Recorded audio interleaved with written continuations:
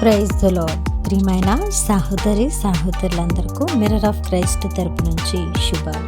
ప్రియమైనటువంటి వాళ్ళారా, మీరంతా బాగున్నారని, అలాగే ప్రతిరోజు డైలీ వాగ్దానం ద్వారా ఆదరించబడుతూ ఉన్నారని విశ్వసిస్తూ ఉన్నాము. విన్న వాక్యాలను తప్పకుండా షేర్ చేయండి. అలాగే దైవిక పరిచర్య బహుభారం కలిగి ఉన్నదండి, సహకరించండి. మరి ఈరోజు దేవుడు మనతో మాట్లాడుతున్న బలమైన వాగ్దానాన్ని ధ్యానం చేసి మన జీవితంలో పెట్టుకొని ఫలించే వరముగా ఉందాం.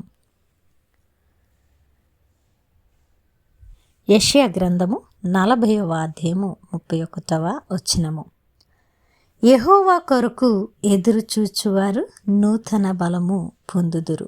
దేవుని నామానికి మహిమ, ఘనత, ప్రభావములు చెల్లిస్తూ ఉన్నాను. ప్రియ సహోదరుడా, ఈరోజు దేవుని సన్నిధిలో దేని కొరకు కనిపెట్టుకుంటున్నావో నాకు తెలియదు, కానీ కనిపెట్టుకుంటున్న నీవు ఎంత మాత్రము కూడా బలహీనుడవు కావని, కనిపెట్టుకుంటున్న నీవు నూతన బలమును పొందుకొని నువ్వు మునుముందుకు వెళ్ళే వ్యక్తిగా ఉంటావని ఈరోజు నీ పరిస్థితిని బట్టి దేవుడు నీతో మాట్లాడుతూ ఉన్నారు.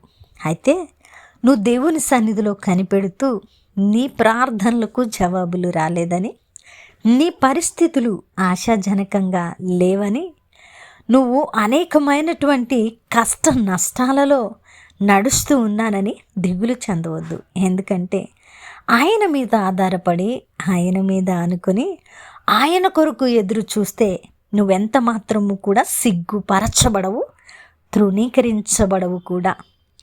పైగా నువ్వు బలహీనుడవు కాదు సుమా. ఎందుకంటే ఆయన కొరకు ఎదురు చూచువారు నూతన బలము పొందుతారని లేఖన భాగము స్పష్టంగా బయలుపరుస్తున్నప్పుడు మనమెందుకు లేఖన భాగము స్పష్టంగా బయలుపరుస్తూ ఉన్నప్పుడు మనమెందుకు బలహీనులము కావాలి? మనము నూతన బలమును సంతరించుకొని పక్షిరాజు వలె పైకి ఎగురుచు ఆయన కార్యాలను మన జీవితాలలో చూడడానికి మనము ముందుకు వెళ్ళే వారంగా ఉండాలి కదా. మరి ఈరోజు దేవుడు నీతో మాట్లాడుతూ నీ మాటలను బట్టి నువ్వు బలము తెచ్చుకో. నువ్వెంత మాత్రము కృంగిపోవద్దు. ఆయన యందు నిలచి ఉన్న నీవు తప్పకుండా ఫలించుడి వ్యక్తిగా ఉంటావు. నూతన బలము పొందుకుంటావు. నీ జీవితము నీకే కాదు, ఇంకా అనేకులకు ఆశీర్వాదం కాబోతూ ఉన్నది. నమ్ముతూ ఉన్నావా? వాగ్దానాన్ని ఎత్తిపట్టి ప్రార్థించు మిత్రమా. మరి ఈరోజు దేవుడు మనతో మాట్లాడిన ఈ మాటలను బట్టి మనము ఉన్నతంగా ఆయన సన్నిధిలో నిలబడి ప్రతి వాగ్దానాన్ని పొందుకోవడానికి అర్హులంగా ముందుకు వెళదాం. విన్నవాక్యము ఫలింపు కొరకు ప్రార్థన. పరిశుద్ధుడా, ప్రేమ కలిగిన తండ్రి, మీకు వందనాలు.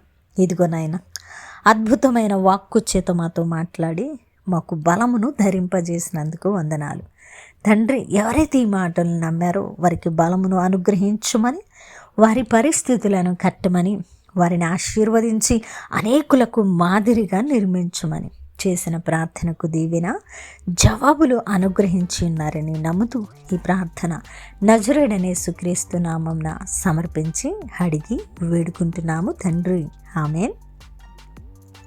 ప్రియమైన దేవుని బిడ్డలారా, విన్న వాక్యాన్ని తప్పకుండా షేర్ చేయండి. అలాగే దైవిక పరిచర్య బహుభారం కలిగి ఉన్నదండి, సహకరించండి. దేవుని చిత్తమైతే మరలా కలుసుకుందాం. దేవుడు మేము దీవించునుగాక. ఆమేన్.